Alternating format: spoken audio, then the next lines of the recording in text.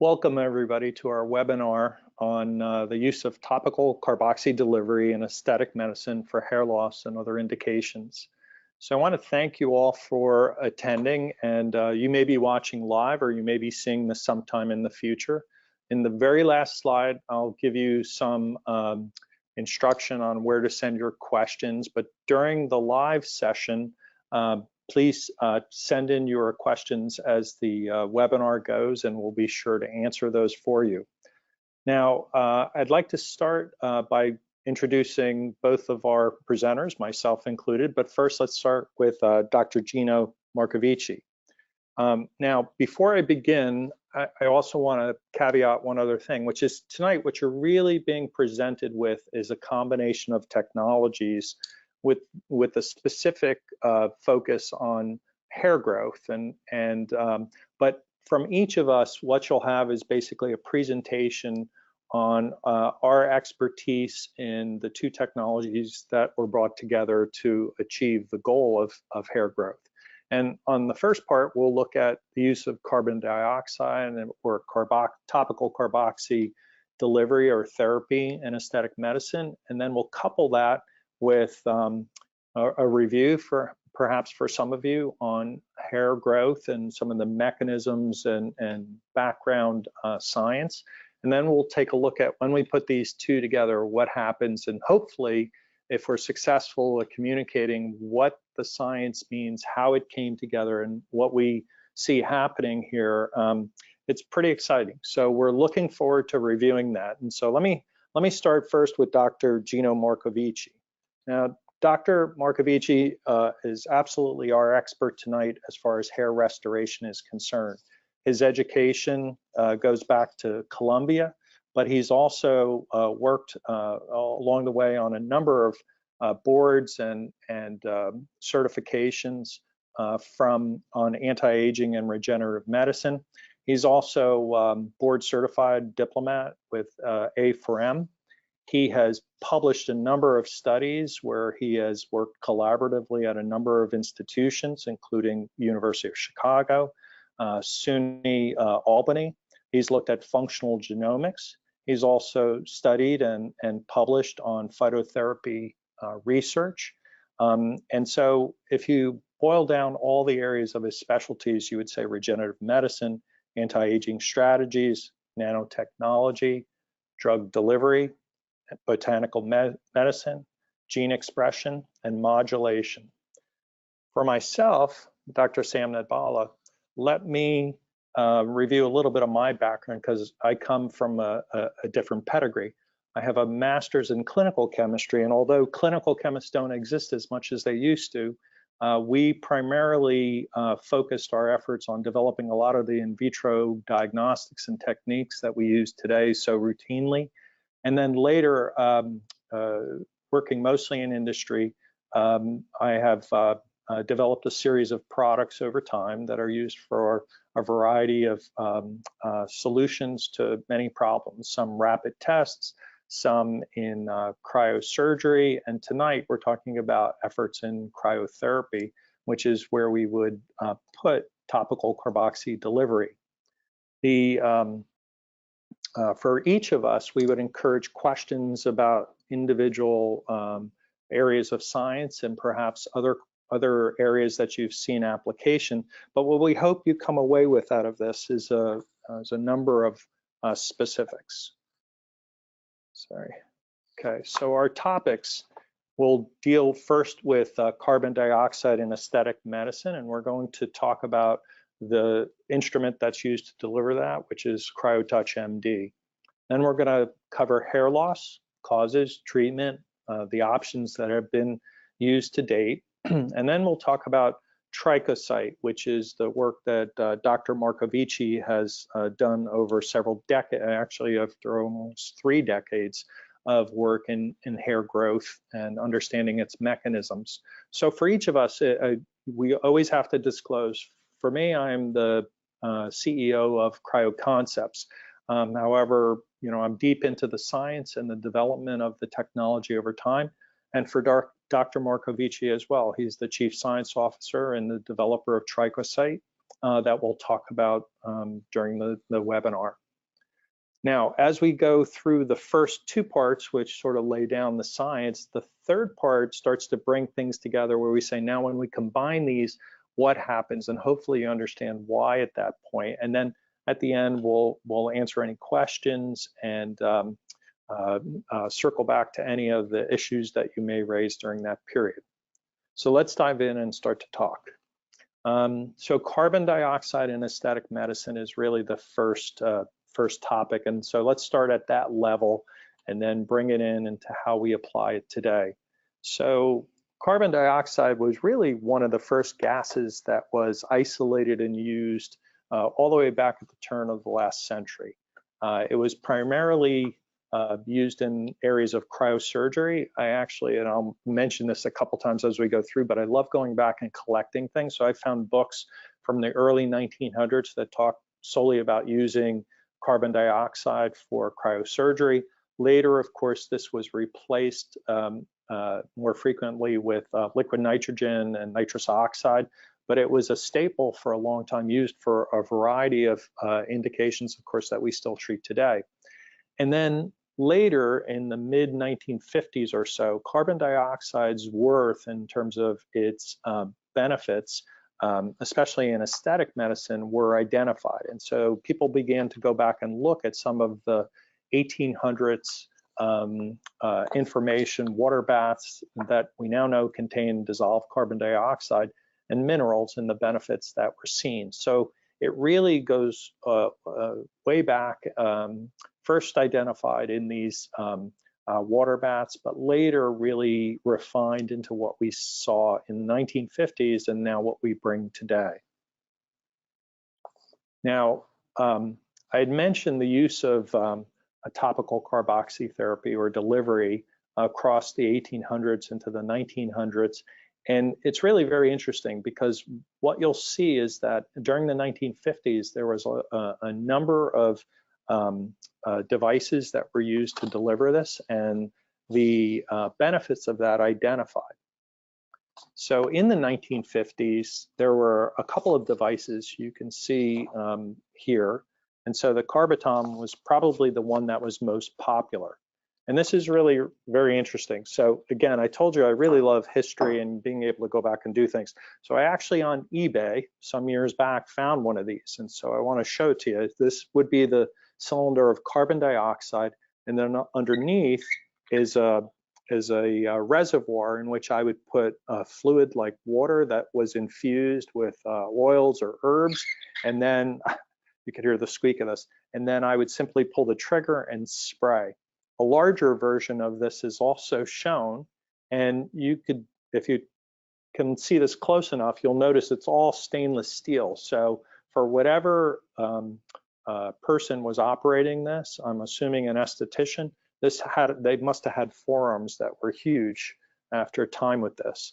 And so this is actually some postcards that were advertisements in France way back when, and you could see Madame Barbier and the advertisements that she had in Paris using the Carbotom for these treatments. Now, there were also publications back then, and so early clinicians started to notice that these carbon dioxide baths affected blood vessels and heart.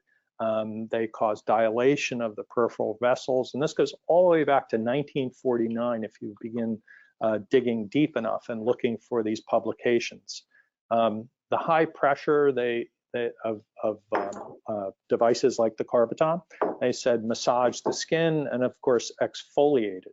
Now I can tell you CO2 is 850 psi when uncontrolled like this, so for sure it was exfoliating whatever it was being sprayed against.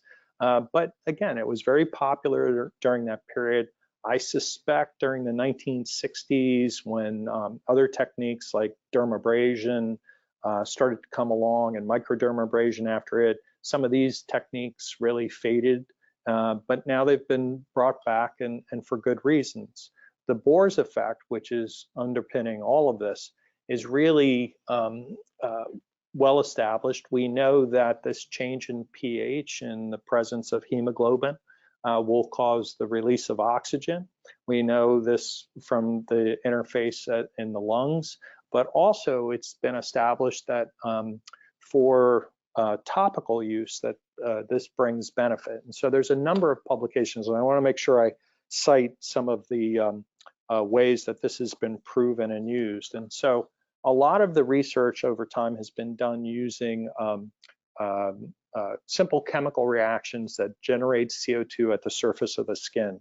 So as recent as 2022, there's been a number of publications that have focused on looking at fracture repair as one example, and the demonstration of angiogenesis when transcutaneous carbon dioxide was used as part of the study.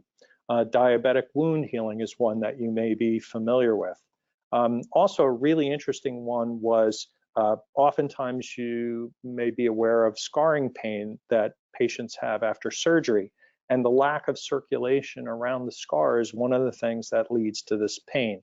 And there's been a number of studies that look at transcutaneous CO2 as a way of relieving this, and that was done both from patient perception as well as with dynamic MRI. So a number of technologies have been used to document this, and even in animal studies that have looked at cell markers, VEGF, and also mitochondrial increase, all say that topical CO2 brings about benefits. And so when we look at technologies, especially in aesthetic medicine, something that is immediate, something that is non-invasive, something that can be applied to any skin color, any sex, male or female, then topical carboxy delivery does that. And so I said I would mention the instrument that was used in our studies, and that's the CryoTouch MD. So this is a device that uses a reservoir of CO2, and you could see the handpiece, the back of it here, to which a cartridge containing a formula is placed. At the tip, there's a mixing of the CO2 and the formula, which is applied under light pressure to the surface of the face and delivers it basically in a way that allows the CO2 to transcutaneously work, as well as encourage delivery at a low temperature of the formula. Now, I should also point out this never goes below -20 degrees centigrade. That would be cryosurgery at that point. So it hovers just warm of that so that it's cold but not uncomfortably. If you look at the ways that this can be used, you know, and I summarize some of the actions that come out of the literature as well as our own work, it ameliorates pain. We have oxygen release, we have increased capillary flow, neoangiogenesis, and fibroblast stimulation. All have been documented in the literature using topical carboxy delivery. So the definition I use here, and you could see the image to the right of the slide, that's essentially what it looks like as it's being applied to the surface of the skin, in this case, the face. Now, the additional formulations, and we're not going to dwell on this, it's just to give you some breadth of how this works. So now think, okay, when I use a topical carbon dioxide, I get this increase in blood flow, I get an increase in oxygenation. So any place I start to use it brings benefit to the patient. So simple anti-aging formulas improve the overall look and appearance after the treatment. Pain and redness reduction, certainly after other ablative procedures. When I use the right formulation plus carbon dioxide, I see an immediate reduction in pain and redness as a benefit. We'll talk about hair growth in just a moment in detail, and of course, a plumping effect, increase in circulation. So overall health at the surface of the skin improves when I deliver my formulation, whatever that may be, with carbon dioxide. And that's the underpinning for the contribution that's made by the CryoTouch and the background technology of carbon dioxide. So now let me turn over the podium to Dr. Marcovici, and Gino will lead us through this next section specifically about hair and the trichocyte story. Gino, to you. Thank you, Dr. Nivola. That was really excellent so far. Just to briefly touch on a little bit more about me, I come by this field honestly. My mother was a manicurist, my father was a hairstylist, and so I kind of feel sometimes like I have perm solution in my veins. I grew up in a beauty salon, more or less, and I've always been fascinated with hair. And really, when my own hair started to thin a little bit, it became deeply personal. So from that, my academic background is molecular biology. And interestingly, I spent 10 years in clinical medicine as a partner in a surgical hair transplant facility in Denver, Colorado. And one of the real challenges that we faced in mapping out a restoration plan for our patients was not just restoring the hair that had been lost upon presentation, but knowing in the months and years ahead, are we going to be chasing a receding hairline, number one? And number two, are we going to run out of donor area that is our reserve to move the hair from the back to the front? It's like moving grass from your backyard to your front yard. Are you going to have enough? And we were aware at the time of course, the drug minoxidil had been released, but there were significant side effects associated with that drug, discomfort and other things. Finasteride came on the scene in the early 1990s, so we tested that drug in clinic as well. But feminizing birth defects, gynecomastia, suicidal ideation, among other serious negative side effects, were the caveats that gave us pause before recommending the approach to our patients. And I happened to be attending in the early 1990s a lecture given on some natural compounds that were being used in Europe to treat polycystic ovary, another disorder that shares striking homology, both biochemically and genetically, with pattern hair loss. And it seemed that some of these compounds, some of the substrate, could be applied to the treatment of androgenetic alopecia, or common pattern hair loss. So we had a clinical population, that was raring to go, that was very happy to let us try out these primitive baseline formulas and see how they worked. And sure enough, they were working at least as well as some of the drug therapies that we had tried at the time. And that kind of gave us the foundation to build from there. This was in call it the mid-1990s, and we've been at it, until today. So let's talk a little bit about hair growth and then hair loss and kind of lay the landscape there. So in terminal healthy hair, scalp hair, we have three phases within the hair cycle. The first is the anagen, that's the longest cycle, typically 2 to 5 years of active growth. In catagen, there's a transition to the resting cycle, which typically lasts about 90 days. And then we see a return to anagen, where you'll have the same rate of growth and the same caliber of hair in healthy hair that's unaffected by the phenotype, unaffected by pattern hair loss. So if we move to the hair loss overview, we find that in both males and females, by far the most common form of hair loss, the most common presenting phenotype is androgenetic alopecia. And that's over 95% of those who will come into your clinic complaining about hair loss. Males typically begin to experience loss of hair 25 to 30 years of age. Females a little bit later in life, either just prior to or as part of menopause. In terms of population in America, conservatively 40 million men, 20 million women. Extrapolate that out worldwide, and you're talking about 300 million males, 150 million females. So one of the early pioneers in hair transplant surgery, Otar Norwood, came up with a handy chart to describe, to show the progression from healthy, unaffected hair all the way through to the most severe form of pattern hair loss. And that scale goes from 1 to 7. And from 2 to 4, the loss is typically noticed more in the front. As we get progressively more 5, 6, and 7, the front baldness will meet the crown bald spot, and you can end up with just a very thin, in severe class 7 baldness, you'll have a very thin rim of supraauricular and lower occipital hair that persists. But aside from that, the loss is complete. And then we can go ahead. I think we can go to the Ludwig scale here, actually. My mistake.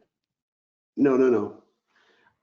Dr. Eric Ludwig in 1977 came up with a scale to represent hair loss in women, androgenetic alopecia in its female presentation, stage 1, 2, and 3. In stage 1, even though a woman may have lost up to 50% of her density, she can still usually camouflage that by wearing different hairstyles and even cutting her hair perhaps a little bit shorter, doing different things cosmetically to disguise what's happening.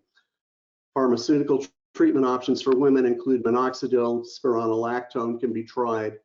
In stage 2, Ludwig female loss, the ability to disguise the phenotype is much more difficult.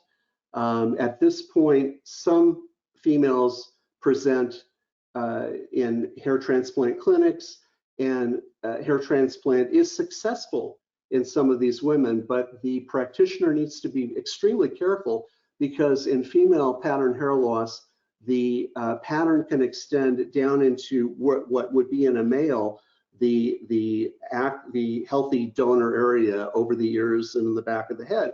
And so if you run out of donor, if you start transplanting hair that is eventually going to fall out, you're not doing a lot of good for your patients.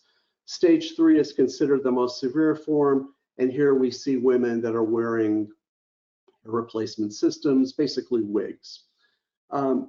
We should probably pause for just a moment in considering female hair loss to recognize that there are comorbidities that will occur in women that you won't see in men. And these include, as we've mentioned earlier, polycystic ovary, hyperandrogenism, and certain forms of thyroidopathy. So as a clinician, you want to be aware of that and test accordingly. And next slide, please.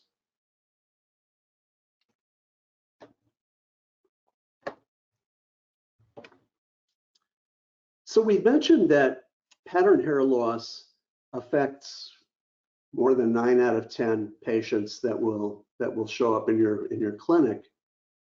And interestingly, androgenetic alopecia is what's known as a complex trait polygenic disorder. Now, there are monogenic hair loss disorders, and they include autosomal recessive hypotrichosis, lysosomal storage disorders, mucopolysaccharidoses, and other really rare forms of hair loss.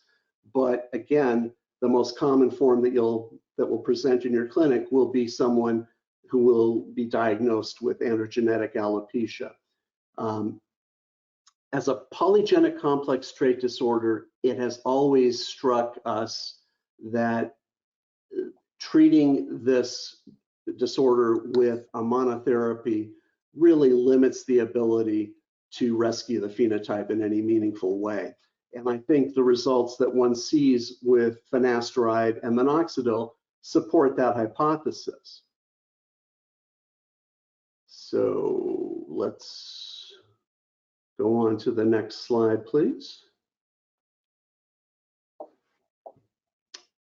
We started with a simple understanding that pattern hair loss is in large part mediated by the conversion of testosterone to 5-alpha dihydrotestosterone via the enzyme 5-alpha reductase. That's been known for a long time. And finasteride capitalized on that, and to a lesser extent dutasteride, which goes after both flavors of 5-alpha reductase and blocking that enzyme from converting T to metabolite DHT.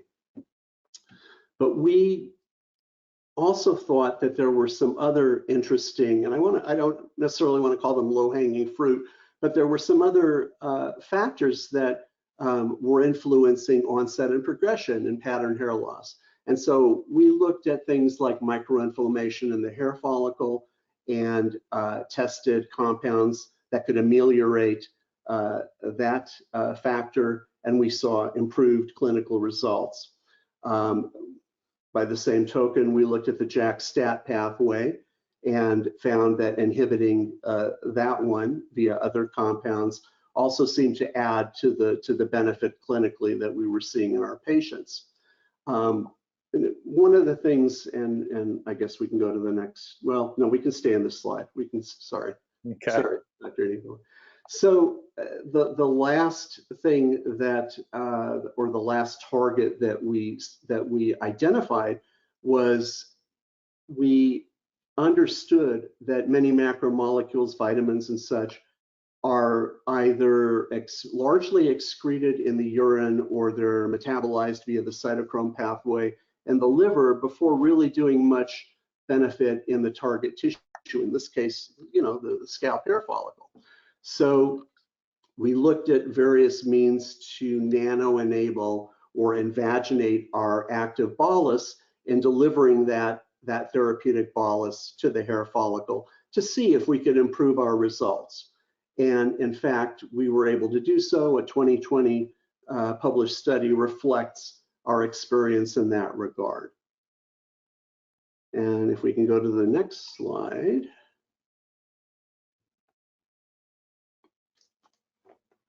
Today, as clinicians, you're likely hearing a lot about PRP, platelet-rich plasma, and exosome therapy, and for many different indications. And in our view, the problem with a shiny new hammer is that everything starts looking like a nail. Here we have examples of results that are, I guess, being represented as success stories. The top photos you see are exosome therapy, excuse me, or PRP therapy, and the bottom photos represent before and afters of exosome therapy. And we would characterize these, I think, generously as quite modest results.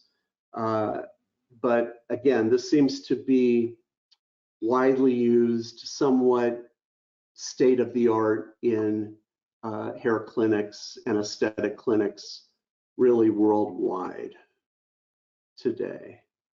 And with that, I will turn things back over to Dr. Nipola. Okay, thanks, Gino. So really from here, let's transition, but there's a slide we need to just stop with and pause for a moment. And that's really the elephant in the room. We have been talking to clinicians for months now about this new approach between CryoTouch and trichocyte. And almost everybody goes, where has this come from? You know, what's the basis for this? And as you can see already, there's a deep knowledge on the part of Dr. Marcovici in developing the trichocyte itself and the approach using botanicals. There's also an approach on our part at CryoConcepts working on the delivery using the CryoTouch MD. So the question always comes back, which is, you mean I don't need to needle? You don't need to somehow inject? And so there's this underlying principle that we talked about, which is almost this idea of no pain, no gain. And I know that's so true in aesthetic medicine, and everybody would say, well, that's why I use a laser, that's why I do microneedling, that's why I do injections. All of it is just part of getting to the desired outcome. But you know, the real question when it comes to hair growth is pain really a necessity? Must I depend on injury in order to stimulate biochemical processes? Are there side effects that I have to consider, like with minoxidil or finasteride?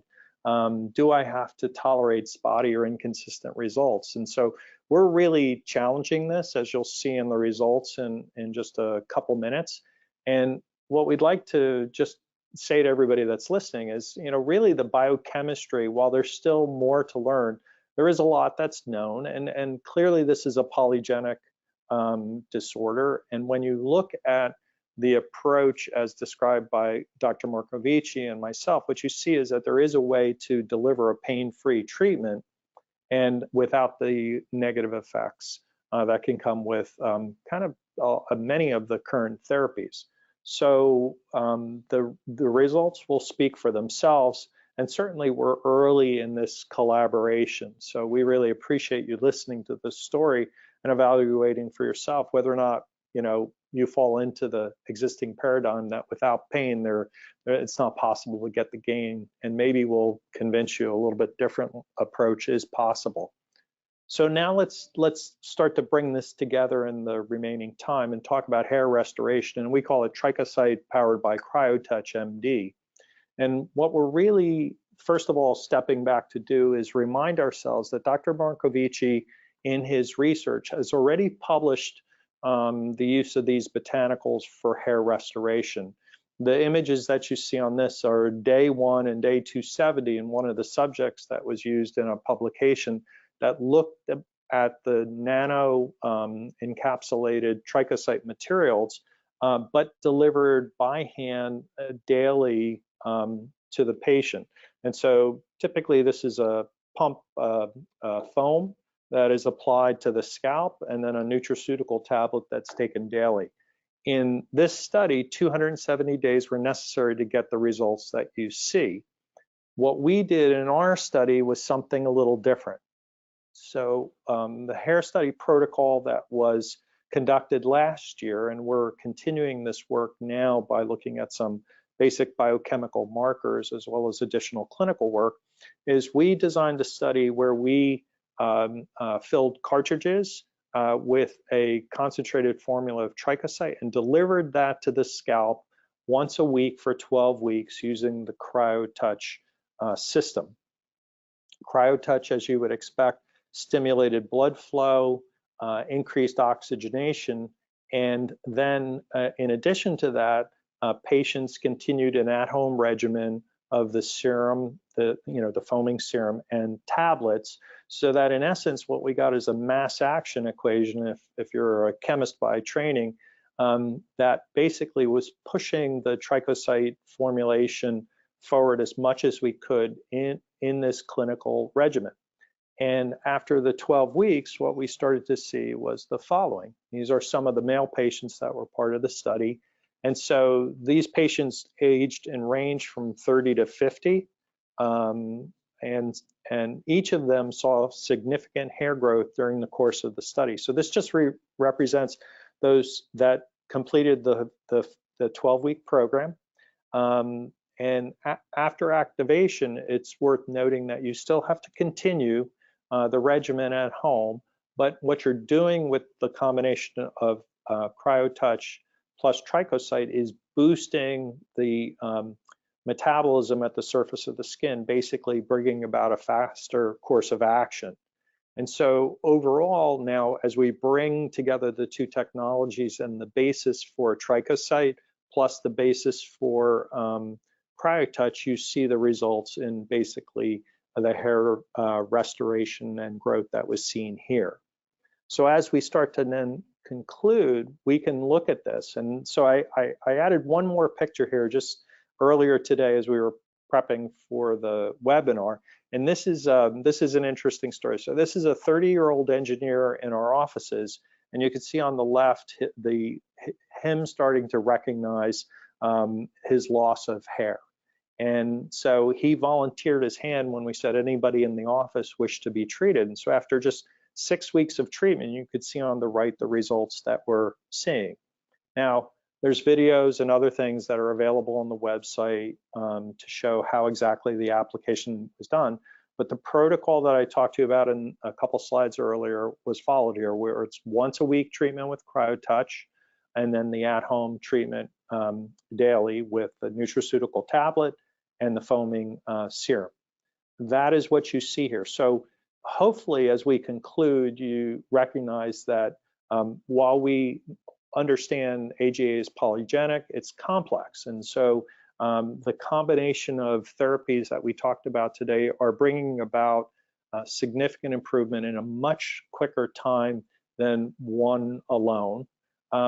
Second, this is safe and effective. There's no chance of the side effects that other technologies or other modalities have brought about, and there's certainly no need to do microneedling or any other sort of invasive procedure. And so really what we hope you can appreciate then is our challenge of the paradigm that no pain, no gain. And really in this case, all natural materials properly targeted, properly delivered, and adhered to by the patient as far as the regimen can bring about the results that they're looking for. And you know, we were happily surprised by the results of our early study, and we're going to continue that research. We want to understand more of the mechanisms and where we might continue to improve. So as we wrap up, we want to say thank you. I'm going to address questions in just a second, but over on the right are an email or website that you can certainly reach out to us with questions afterwards. And so let me go over here to our list of questions that are being submitted now. So question number one is this effective on females with fine hair? They may not be losing their hair, but want thicker, fuller hair. Dr. Gino, you want to answer that? At first blush, if the hair is fine because it's fine, not because it's being lost due to pattern hair loss, I don't see a benefit in. It's not something that we're trying to change genetically programmed hair from one state to another if it's not part of the disease phenotype, pattern hair loss. So I wouldn't suggest that we're going to accomplish much there. Okay, fair enough. And then we have a second question. Sorry, I need my reading glasses. Are there any gender differences with the approach or outcomes? Again, Dr. Gino? Well, it's still early in the game, but because the biochemistry and genetic precursors are strikingly similar in both genders, we see no reason why outcomes should be any less robust in one sex versus another. Fair enough. And again, we continue to build out the body of data and information about this combination of technologies. If you have any further questions, you can text them in at this point, or again in the future. Feel free to contact us and we're happy to answer the questions. Let's see. Okay. Here's the next question. How many clinics who offer FUE have adopted CryoTouch? I can't imagine a patient who is simply thinning choosing surgery over this painless treatment. So we're early in this. There's about a dozen clinics now that are up and running with this treatment. And so results are coming in, plus others that we're treating.